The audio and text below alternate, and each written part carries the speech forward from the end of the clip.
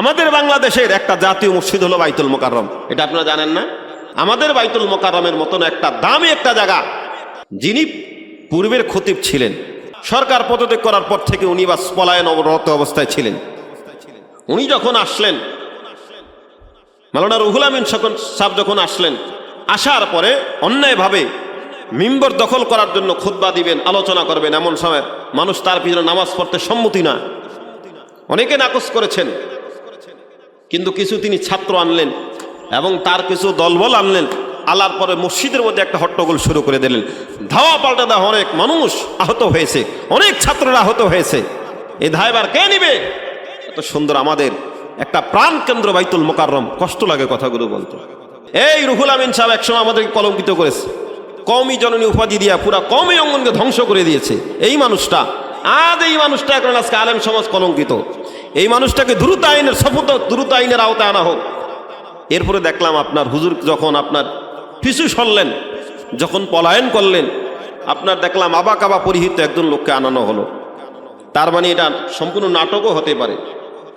অথচ ডক্টর খলিলুর রহমান সাহেব অনেক বড় একজন আপনার লেখক, গবেষক, ওনাকে এখান থেকে আপনার ওনাকে পিছনে সরায়া আরেকজনকে, তাদের মনোনীত একজনকে বসানো হলো।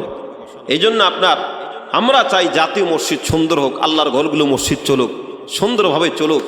আল্লাহ পাক রব্বুল আলামিন এটা এমন একটা জায়গা যেখানে কাফের আসুক, বেঈমান আসুক, যে কেউ আসুক, নিরাপত্তা দিবেন কে? কথা বলেন, এখানে নিরাপত্তা দিবেন কে? আল্লাহ। আমরাও দেব ইনশাআল্লাহ। আসুন সম্মানিত হাজিরিন, হুজুর সাল্লাল্লাহু আলাইহি ওয়াসাল্লাম এই মাসে আসছেন। এই মাসে আসার কারণে আল্লাহ তাআলা পুরা দুনিয়ার রংকে আল্লাহ তাআলা আরো চমকে দিয়েছেন। সুবহানাল্লাহ। পুরা দুনিয়ার রংকে আল্লাহ তাআলা আরো চমকে দিয়েছেন। সুতরাং আরো একটু কথা না বললে নয়, আমাদের এই আলেম সমাজকে কলঙ্কিত করেছেন আরেকজন ব্যক্তি, যিনি হলেন ফরিদউদ্দিন মাসুদ সাহেব। অনেক বড় আলেম, কিন্তু সময় কথা বলে। এই লোকটার কারণে আমরা অনেক জায়গায় কলঙ্কিত হয়েছি। আল্লাহ তাআলা এই লোকটাকে বুঝ দেও, এই লোকটাকে যখন আইনের আওতা নেওয়া হবে সব বের হয়ে যাবে ইনশাআল্লাহ। সম্মানিত হাজিরিন, এই মাসটা অনেক দামি মাস। এই মাসটা পেয়ে আমরা খুশি। কি বলেন? নবীজিকে পেয়ে আমরা খুশি। এই মাসের মধ্যে আসার কারণে আমরা খুশি। হুজুর সাল্লাল্লাহু আলাইহি ওয়াসাল্লাম যখন আল্লাহ তাআলা নবুয়তি দান করলেন, নবুয়তি দান করার পরে কোহে সফা একটা পাহাড় আছে, এই কথা বলবেন না, কোহে সফা একটা পাহাড় আছে। কোহে সফা পাহাড়ের উপরে দাঁড়ায় নবীজি ডাক দিলেন, এই আমার জাতি বাইরে আসেন। যখন ডাক দিলেন সমস্ত জাতিরা ওখানে চলে আসছে, নবীর বংশধর সবাই চলে আসছে। আয়েশা বললেন, দেখো আমি যদি আপনাকে বলি যে অচিরেই এই যে পাহাড়ের পাদদেশে একটা শত্রু বাহিনী আছে, আপনাদেরকে আক্রমণ করবে, আপনারা আমার কথা মানবেন? অবশ্যই মানব। দেখবেন, অবশ্যই মানবো, নিঃসন্দেহে মানবো। মানতে গিয়া কোনো প্রকার চুচেরা আমরা করব না, যেহেতু আপনাকেই তো আমরা আলামিন বলে স্বীকৃতি দিয়েছি। এমন সময় হুজুর সাল্লাল্লাহু আলাইহি ওয়াসাল্লাম বললেন, তাহলে সবাই আমাকে নবী হিসাবে গ্রহণ করে নেন। লা ইলাহা ইল্লাল্লাহু মুহাম্মাদুর রাসূলুল্লাহ সাল্লাল্লাহু আলাইহি ওয়াসাল্লাম নবী হিসাবে আমাকে আপনারা গ্রহণ করুন। তাহলে আপনাদের সবাইকে আল্লাহ তাআলা দুনিয়াতে এবং আখিরাতে কামিয়াবি দান করে দিবেন। সুবহানাল্লাহ বলবেন না? আর জোরে বলি সুবহানাল্লাহ। এমন কথা যখন বললেন, সর্বপ্রথম তার চাচা আবুল আহাব বলল, আল সাইরুল ইয়াউমা লিহাযা জামাআতানা, আজ পুরা দিনের মধ্যে তুমি ধ্বংসপ্রাপ্ত হও, এই জন্য তুমি আমাদেরকে জমা করেছো। জোরে বলি নাউজুবিল্লাহ। আচ্ছা, নবী ভালো কথা বলছেন না খারাপ কথা বলছেন? কিন্তু এরপরও যখন বেঈমানের শরীরের মধ্যে যখন আপনার কাটা শুরু হয়ে গেল, বলে ও মোহাম্মদ, এই জন্য তুমি আমাদেরকে জমা করছো, মোহাম্মদ তুমি ধ্বংস হয়ে যাও। জোরে বলি নাউজুবিল্লাহ। যখন আবুল আহাব বলল মোহাম্মদ তুমি ধ্বংস হয়ে যাও, আল্লাহ পাক বলেন আমি আল্লাহ তোদেরকে ধ্বংস করে দিলাম। আচ্ছা, তাহলে কথা দুনিয়াদারটা থাকবে না আল্লাহর কথাটা থাকবে? আরে কথা বলেন, কথা থাকবে কারটা? আল্লাহরটা থাকবে। আল্লাহ যখন বলছে তোদেরকে ধ্বংস করে দিলাম, এরপরে আমার সাথে সকলে বলুন, তাব্বাত ইয়াদা সূরা যখন নাজিল হয়ে গেল, তাব্বাত ইয়াদা আবি লাহাবিন ওয়া তাব মা আগনা আনহু মালুহু ওয়া মা কাসাব সায়াসলা নারান যাতা লাহাবিন ওয়া ইমরাআতুহু হাম্মালাতাল হাতাব ফি জিদিহা হাবলুম মিন মাসাদ। এই সূরাটা যখন নাজিল হয়ে গেল, বেঈমান আবু লাহাব এবং তার স্ত্রী উম্মে জামিলের মাথা আরো গরম হয়ে গেল। এই সূরার মধ্যে আমার আল্লাহ জানিয়ে দেয়, আমি আল্লাহ আবু লাহাবকে আমি আল্লাহ তাআলা ধ্বংস করে দিলাম। যে ধ্বংস যখন করে দিলাম, এমন সময় আবু লাহাব বলল, হে মোহাম্মদ, তুই আযাব ও গজবের আমাদেরকে ভয় দেখাও। এর মোহাম্মদ তুমি জানিয়ে নাও, এর মোহাম্মদ তুমি শুনিয়া নাও, আযাব এবং গজবের যেহেতু তুমি ভয় দেখাও, তাহলে তুমি শোনো, আমার টাকা আছে, আমার মাল আছে, আমার ছেলে সম্পদ আছে, সব ঘুষের মাধ্যমে আমি আযাব ও গজবকে আমি মাইনাস করে নেব। জোরে বলি নাউজুবিল্লাহ। আযাব ও গজবকে আমি মাইনাস করে নিব। এমন যখন কথা বললেন, আল্লাহ পাক রব্বুল আলামিন জানিয়ে দেয়, মা আগনা আনহু মালুহু ওয়া মা কাসাব সায়াসলা নারান যাতা লাহাবিন ওয়া মারআতুহু হাম্মালাতাল হাতাব ফি জিদিহা হাবলুম মিন মাসাদ। আল্লাহ পাক রব্বুল আলামিন যখন এই আয়াতে কারিমা নাজিল করে দিলেন, বেঈমানের সাদার বেশি গরম হয়ে গেল। ও আল্লাহ পাকের বান্দা, কেমন গরম! অথচ নবী জাহান্নামী মানুষগুলোকে জান্নাতে মেহমান বানাবার জন্য নবীজি হাতে ধইরা ধইরা, পায়ে ধইরা ধইরা বারবার বুঝাইলেন, কিন্তু তারা বুঝলো না। ও আল্লাহ পাকের বান্দা, এমনকি যখন এই সূরা যখন নাজিল হয়ে গেল, একদিন আবু লাহাব কি করলেন, বড় একটা পাথর নিয়ে আসলেন।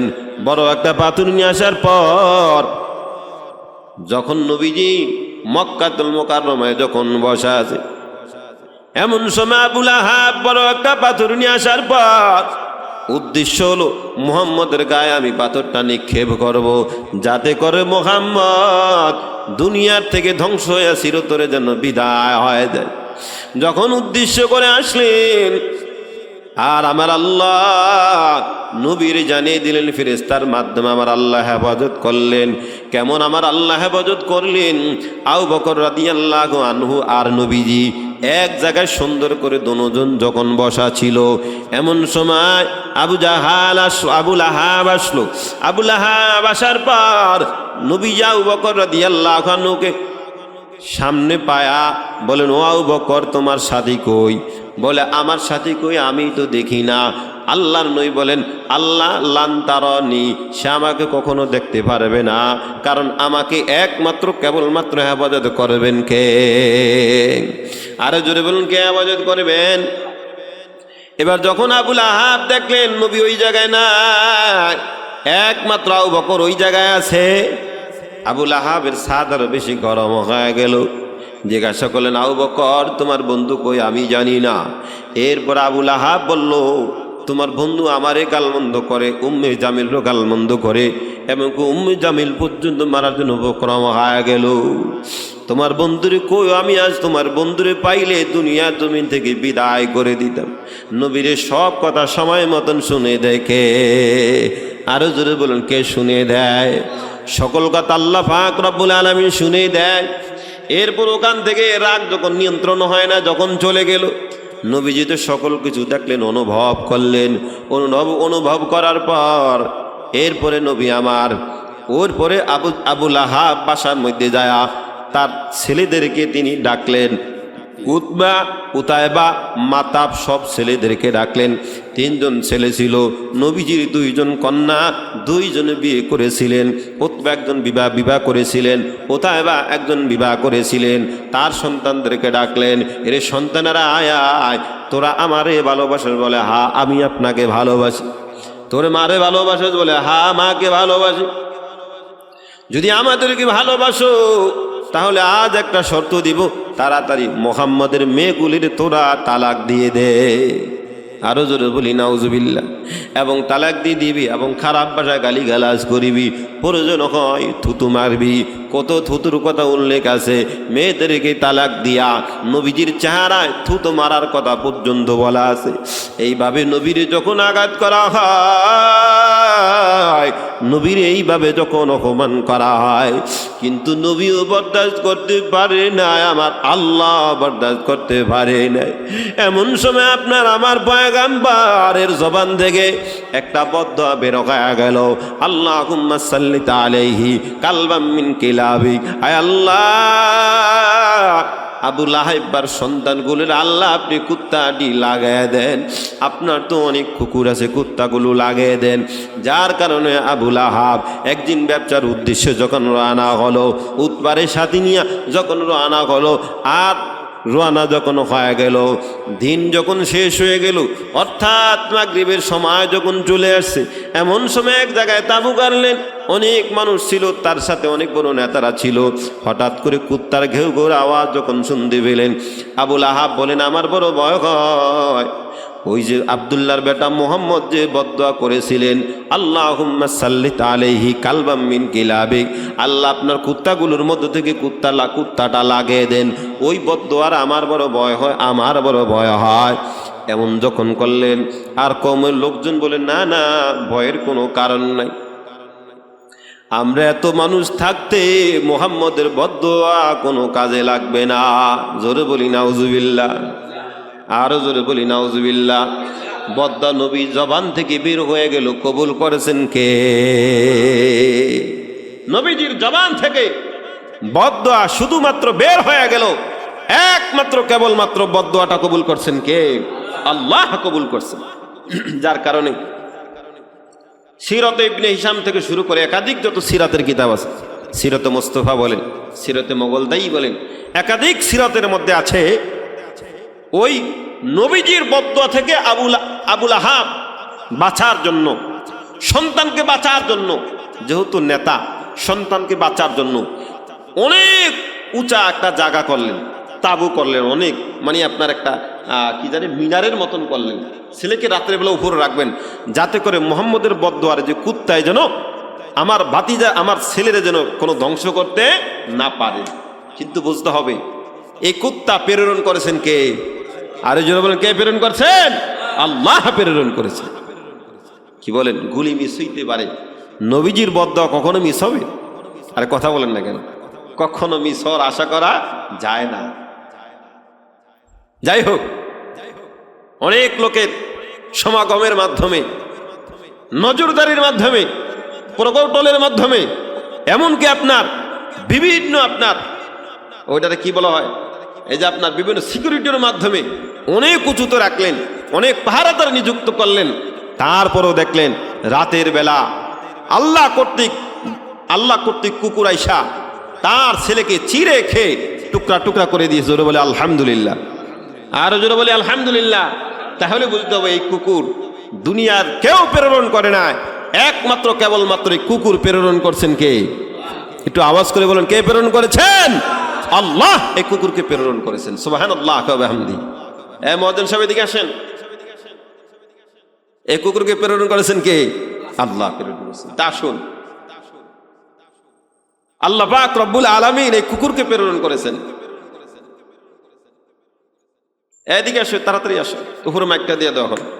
তাহলে এই কুকুরকে দেখেন, মাত্র এতজন লোক সিকিউরিটির মাধ্যমেও একটা ছেলেকে বাঁচাতে পারে না। কয়জন ছেলে? একটা ছেলেকে বাঁচাতে পারে না।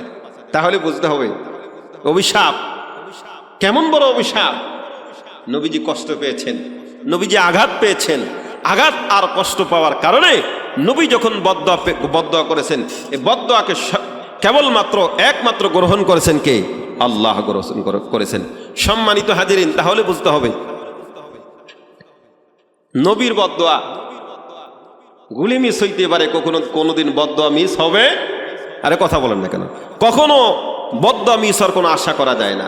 সম্মানিত হাজিরিন, আসুন, নবী নাই, সাহাবায়ে কেরাম নাই, নবীর ওয়ারিসরা আছে কিনা? কথা বলেন না কেন? নবীর ওয়ারিসরা আছে কিনা? নবীর ওয়ারিসরা হলো হযরত উলামায়ে কেরাম।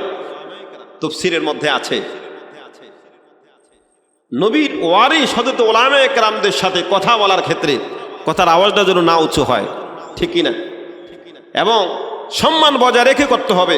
এই জন্য আমি অনেক সময় বলি, ভাই আলেমদের সাথে কখনো বদদুয়া করবেন না, তাহলে আজ না হোক কাল আলেমরা যদি আপনি অন্যায়ভাবে যদি তাদের প্রতি যদি খারাপ আচরণ করেন, তারা যদি বদদোয়া করেই ফেলে, আজ না হোক কাল ওই মানুষটার ধ্বংস অনিবার্য ইনশাআল্লাহ।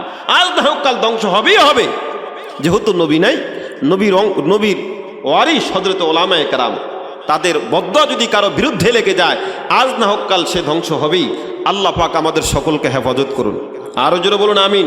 এই যে বিগত মাহফিলে দেখছি, অনেক কষ্ট লাগে। আমরা অনেক জায়গায় দেখছি আমাদের সাথে অনেকে বেয়াদবি করেছে। আমি তো সাক্ষী অনেক জায়গায়।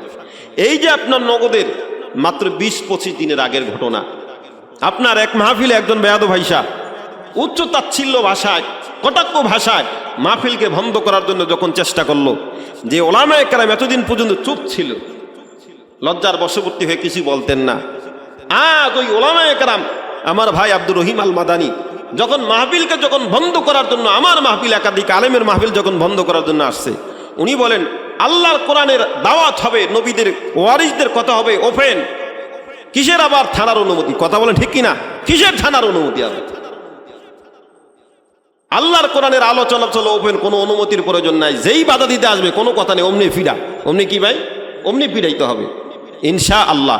কারণ পিড়াইলেই তো এটা সোজ হইব নাকি? তা শুন, নবী যখন বদদোয়া করেছেন ওই বেঈমানের ক্ষেত্রে, যখন গুলি মিস হইতে পারে, নবীজির বদদোয়া মিস হবে না। তখন সন্তান তো মারা গেল, সন্তানকে টুকরা টুকরা করে খেয়ে ফেললো। এরপরে নিজের বাবার আবু লাহাবের কথা হলো, আবু লাহাব আপনার তার পুরা শরীরের মধ্যে পোকা ধইরা, এরপর আপনার ক্ষত বিক্ষত হতে হতে আপনার দুনিয়ার জমিন থেকে বিদায় হয়ে গেছে। 3 দিন 3 রাত্র চলে গেল, একটা মানুষ তাকে মাটির মধ্যে নামাতে চায় না। কেন চায় না?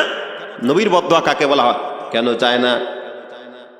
বলে আবু লাহাব বলে সোয়াশাই রোগ, তার থেকে রোগ সবার মধ্যে জন্ম নিবে, তার থেকে রোগ সবার মধ্যে জন্ম নিবে।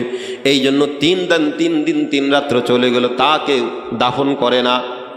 এমন সময় সবাই মিলে একটা আওয়াজ দিলেন, এইভাবে নাফরমানটাকে যদি রেখে দেওয়া হয়, এমনকি তার সন্তানরা পর্যন্ত দাফন করে না।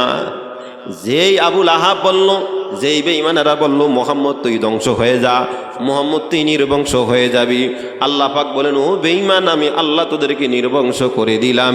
ইন্না শানিআকা হুয়াল আবতার, আল্লাহ পাক বলেন আমি আল্লাহ নির্বংশ করে দিলাম। আবু লাহাবের নাম নেওয়ার মতন কেউ নাই, আবু জাহালের নাম নেওয়ার মতন কেউ নাই, ফেরাউনের নাম নেওয়ার মতন কেউ নাই, উতবার নাম নেওয়ার মতন কেউ নাই, সাইবার নাম নেওয়ার মতন কেউ নাই, আর আমার নবীর নাম নেওয়ার মতন লোকের অভাব নাই। জোরে বলি সুবহানাল্লাহ। আমার নবীর নাম নেওয়ার মতন লোকের অভাব নাই। এই জন্য আল্লাহ নবীর এত দামি বানাইছেন, যার কারণে দেখবেন সব জায়গায় একটা আওয়াজ, সব জায়গায় একটা আওয়াজ, তাকবীর মে কালিমা মে নামাজু মে আজামে হায় নামো এলাহি চে মিলা নামো মোহাম্মদ। সব জায়গায় মোহাম্মদ, শয়নে স্বপনে সব জায়গায় মোহাম্মদ, সুবহানাল্লাহ। এরপরে বিভিন্ন দাসীর মাধ্যমে, তাকে বিভিন্ন আজাদকৃত লোকদের মাধ্যমে তাকে দাফন করা হয়। ও নবীর উম্মত, এমন সময় নবীর চাচা ইবনে আব্বাস রাদিয়াল্লাহু আনহুর হাত ধরে, ওই আবু লাহাবের 2 সন্তান ছিল, মাতাবার উতাইবা ছিল, 2 জন আইসা নবী যখন কালিমার দাওয়াত দিলেন, দুজন একসাথে চিৎকার আর কান্নার আওয়াজ, আর বলে ও নবী আমার, আমরা অন্যায় করে ফেলেছি, মেহেরবানি করে আপনি আমারে ক্ষমা কইরা দেন। বাবার কথা ধরে, মায়ের কথা ধরে আমরা অন্যায় করেছি, মেহেরবানি করে আপনি আমারে ক্ষমা কইরা দেন।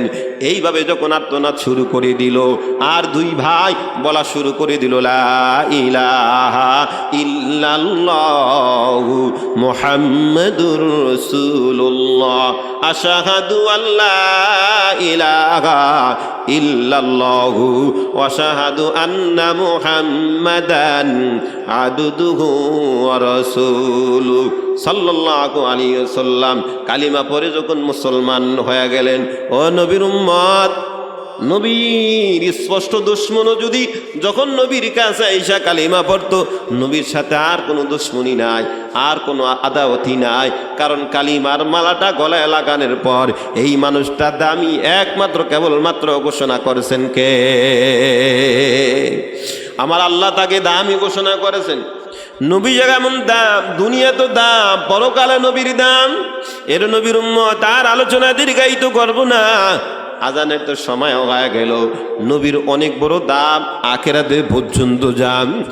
দুনিয়ায় নবী আদৌ পর্যন্ত যতদিন নবী ছিলেন শুধু কাঁদছেন কাঁদছেন, আদৌ পর্যন্ত কাঁদছেন। এমনকি এখন হাসরের ময়দানে পর্যন্ত কাঁদবেন। এমনকি জাহান্নামী উম্মতগুলোকে জান্নাতের মেহমান না বানানো পর্যন্ত নবীজির কান্না কোনোদিন বন্ধ হবে না। জোরে বলি ঠিক কিনা?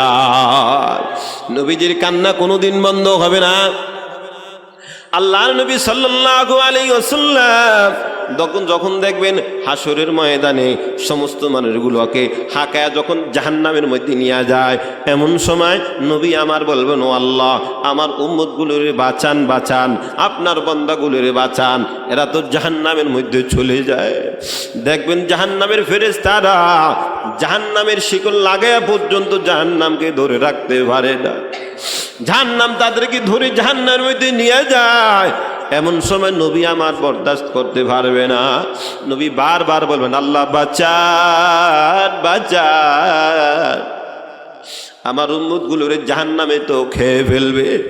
এমন সময় আল্লাহ পাক রব্বুল আলামিন বারবার নবী যখন আর্তনাদ করতেছে, এমন সময় আল্লাহ পাক রব্বুল আলামিন এক মুষ্টি পানি যখন নিক্ষেপ করবেন, জাহান্নামের আগুন চিৎকার মেরে দূরে সরে যাবে। সুবহানাল্লাহ। চিৎকার মেরে যখন দূরে সরে যাবে, আল্লাহর নবী আল্লাহ পাক রব্বুল আলামিনকে বলবেন, ও আল্লাহ, এটা কিসের পানি? এটা কোন দামি পানি? আপনি আমারে বলেন। আল্লাহ পাক বলেন, ও নবী আমার, এটা জমজম কুবের হাউজে কাউসারের পানিও না, এটা হলো আপনার গুনাহগার উম্মত, আমার গুনাহগার বান্দার চোখের পানি। ওই চোখের পানিটাকে আমি আল্লাহ তো যত্ন করে রাখলাম। আজ যে জাহান্নামকে ফেরেশতারা পর্যন্ত ধরে রাখতে পারে না, ওই দামি পানিটা যখন নিক্ষেপ করে দিলাম, জাহান্নামের আগুন চিৎকার মেরে দূরে সরে গেল। আর জাহান্নামের আগুন চিৎকার মেরে যখন দূরে সরে গেল, মানুষগুলো হাউমাউ করে কান্নার আওয়াজ। মানুষগুলো কার কাছে যাবে, কোথায় যাবে? কেউ তো রক্ষা করার মতন কেউ নাই। একমাত্র রক্ষা করার মালিক তিনি কে? আরো জোরে বলুন কে? এমন সময় বেঈমানেরা পর্যন্ত ওই জায়গা থেকে পলায়ন করার জন্য দৌড়ায় দৌড়ায়। আল্লাহর সামনে থেকে পলায়ন করার জন্য যখন দৌড় শুরু করে দিবে, তখন আমার আল্লাহ কহারিয়াতের আওয়াজ দিয়ে ঘোষণা করবেন, ও নাফরমান, আইনাল মাফার, এরে নাফরমান, তুই কই পালাবি, কোথায় যাবি? এমন সময় কোনো জবাব নাই, জবাব নাই। নাফরমান দৌড়াইতে দৌড়াইতে শক্তি যখন শেষ হয়ে যাবে, পিছন দিকে যখন তাকাবে দেখবে আল্লাহর সাহায্য ছাড়া আর কিছুই নেই। ওই জায়গায় নাফরমান বারবার দৌড়ায়, বারবার দৌড়ায়। এমন যখন হালত যখন শুরু হয়ে যাবে, যখন দেখবেন আল্লাহ প্রশ্নের কোনো জবাব নাই, আল্লাহ প্রশ্ন করে আল্লাহ নিজে আবার জবাব দেন, কাল্লা, কর্ষিন কালো ভাগাতে পারবি না, কর্ষিন কালো কোথায় তুই যেতে পারবি না। আজকে একমাত্র কেবলমাত্র হুকুম চলবে কার? আরো জোরে বলুন কার? একমাত্র হুকুম চলবেন আমার আল্লাহ। ও নবীর উম্মত, এখন তো ওই বান্দা হাউমাউ করে কান্নারম্ভ শুরু করে দিল। এর নবীর উম্মত, একমাত্র তামার জমিনটা হবে গরম। ওই দিকে সূর্যের তাপ মাত্র আধা বিগত পরে আজকে সূর্য দেয় উল্টা দিক থেকে আলো দেয়। আর আসরের ময়দানে সূর্য তার ভাও দিক থেকে তা আলো দেওয়া শুরু করে দিবে। এত লক্ষ এত কোটি কোটি মাইল দূরে, তাও অনেক সময় গরমের কারণে সহ্য করতে পারি না। এখন ফ্যান চলে, কত সুন্দর বাতাস হয়, তারপরও সহ্য করতে পারি না। আসরের ময়দানে কিভাবে সহ্য করব? এবং কি এই গরমের মধ্যে ফ্যান দেওয়া পর্যন্ত শরীরকে নিয়ন্ত্রণ করতে পারি না। আপনার আমার আব্বা যান যারা অন্ধকার কবরের জমিনে যারা ঘুমায়, তাদের কি হালত, তাদের কি হালত। ও নবীর উম্মত, হাসরের ময়দানের অবস্থা যত ভয়ঙ্কর হয়ে যাবে, এমন সময় ফেরেশতারা বলল, ও নবী আমার, আমরা দেখলাম আপনার অগণিত উম্মত রে ফেরেশতারা হাঁকায় হাঁকায় জাহান্নামের দিকে নিয়ে যায়। এমন সময় নবী আবার দৌড়ায় দৌড়ায়। নবী আমার পাগল পারা হয়ে যখন দৌড় শুরু করে দিবে, উম্মতের মাঝে এইভাবে দুইটা হাত প্রসারিত হয়ে যখন দাঁড়িয়ে যাবে, আর বলবে, তোরা কারা, পরিচয় দাও। ও ফেরেশতা, কেন ওদেরকে জাহান্নামে নাও তোমরা আমার একটু বলো। এদের নেক কম, গুনাহের পাল্লা বেশি হয়ে গেছে, এই জন্য এদেরকে জাহান্নামে নেই। নই বলে না না, এটা কোনোদিন সম্ভব হবে না, আমি মানি না। আমার সামনে এদের নেকের পাল্লা গুনাহের পাল্লা টান দাও। যখন টান দাও হবে, গুনাহের পাল্লাটা ভারী হয়ে যাবে, নেকের পাল্লাটা হালকা হয়ে যাবে। ওই সময় আপনার আমার দয়ার নবী মায়ার নবীর পকেট থেকে একটা কাগজ বের করে দিবে, যে কাগজের মধ্যে লেখা থাকবে লা ইলাহা ইল্লাল্লাহু মুহাম্মাদুর রাসূলুল্লাহ।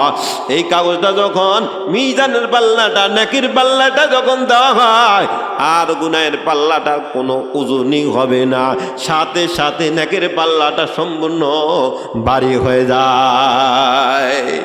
গুনাহের আর কোনো খবর থাকবে না, নেকের পাল্লাটা ভারী হয়ে যাবে। ও নবীর উম্মত, আমি ছিলাম গুনাহগার, আমি ছিলাম জাহান্নামের অধিবাসী, আমি ছিলাম জাহান্নামের দ্বার প্রান্তে।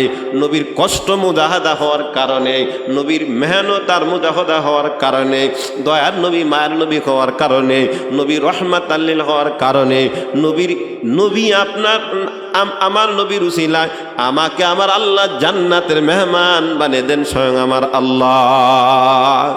এই জন্য মৃত্যু পর্যন্ত নবীর সুন্নত এবং নবীর আদর্শ নিয়ে আমার আল্লাহ অন্ধকার কবরে সাজাতে পারি সেই তৌফিক দান করে দেন। আলহামদুলিল্লাহি রাব্বিল আলামিন। রব্বানা যালামনা আনফুসানা ওয়া ইল্লাম তাগফির লানা ওয়া তারহামনা লানাকুনান্না মিনাল খাসিরিন। রব্বিরহামহুমা কামা রব্বায়ানি সগীরা। রব্বিরহামহুমা কামা রব্বায়ানি সগীরা। এরে দয়ার মালিক আমার আল্লাহ, মেহেরবানি করে আমাদের সকলকে মাফ করে দেন আল্লাহ। ঈমানের মতো মহাদৌলত দান করে দেন আল্লাহ। আল্লাহ ঈমানের মতো মহাদৌলত দান করে দেন আল্লাহ। আখলাকি জিন্দেগি দান করে দেন আল্লাহ। আল্লাহ আখলাকওয়ালা জিন্দেগি দান করে দেন আল্লাহ। নবীর আদর্শ নিয়া অন্ধকার কবর সাজাতে পারে সেই তৌফিক দান করে দেন আয় আল্লাহ। আয় আল্লাহ, আমাদের যাদের মা নাই, আমাদের যাদের আব্বা নাই, আল্লাহ তাদের কবর আযাবগুলো মাফ করে দেন আল্লাহ। অনেকে বলে হুজুর, আমার আব্বাজানকে কবরের জমিনে আমি ভালো অবস্থায় আমি কোনোদিন দেখতে পাই নাই, আমার মাকে আমি কোনোদিন কবরের জমিনে ভালো অবস্থায় দেখতে পাই নাই। এরে মাওলাই কারীম ওই সমস্ত মা বাবাগুলোকে মাফ করে দেন আল্লাহ। তাদের কবরগুলো জান্নাতের বাগিচা বানিয়ে দেন আল্লাহ, জান্নাতের বাগিচা বানিয়ে দেন। ও মাওলা, দুনিয়াতে তো পরিমাণ গরম, যেই গরমের কারণে আল্লাহ থাকতে পারি না। আল্লাহ কবরের হালত কেমন হয় জানি না রে আয় আল্লাহ। আল্লাহ দুনিয়ার জমিনে ফ্যান চলার পরও শরীর ঠান্ডা হয় না, আখিরাতের জমিনটা কত বড় ভয়ঙ্কর হবে, কত বড় ভয়ঙ্কর হবে আল্লাহ, কত বড় ভয়ঙ্কর হবে রে আল্লাহ। ওই আখিরাতের জমিনের আযাব ও গজব থেকে আমাদের সবাইকে হেফাজত করে দেন আল্লাহ। আল্লাহ আমাদের মা বোনদেরকে পর্দাওয়ালা বানিয়ে দেন আল্লাহ, নামাজিওয়ালা বানিয়ে দেন, শরিয়া মোতাবেক চলতে পারে সেই তৌফিক দান করে দেন আল্লাহ। আমাদের সন্তানগুলোকে প্রকৃত মানুষ বানিয়ে দেন আল্লাহ। আমাদের মসজিদের ডানে বামে অনেক মুর্দিগান ঘুমায়, যাদের সন্তানেরা মসজিদে যখন আসে কান্না করতে করতে পাগল পাড়া হয়ে যায়, আর কবরের কাছে যায় মাসুম বাচ্চার মতন বারবার আব্বা আব্বা বলে ডাক দেয়, আবারও কখনো মা মা বলে ডাক দেয়, আবার কখনো জোরের ভাই বলে ডাক দেয়, আর বলে আব্বা জান দেখেন আপনার সন্তান আমি হাজির হয়ে গেছি। আল্লাহ মেহেরবানি করে সমস্ত মুর্দেগানদেরকে মাফ করে দেন আল্লাহ, তাদের কবরগুলোকে জান্নাতের বাগিচা বানিয়ে দেন আল্লাহ। সিরাতুন নবীর মাহফিল যাদের উদ্যোগে আল্লাহ হয়ে গেল, ওই সমস্ত ভাইদেরকে কবুল আর মঞ্জুর করে দেন, আমাদের সকলকে মাফ করে দেন আল্লাহ। আমাদের মাদ্রাসা মসজিদকে ভরপুর কামিয়াবি দান করে দেন আল্লাহ।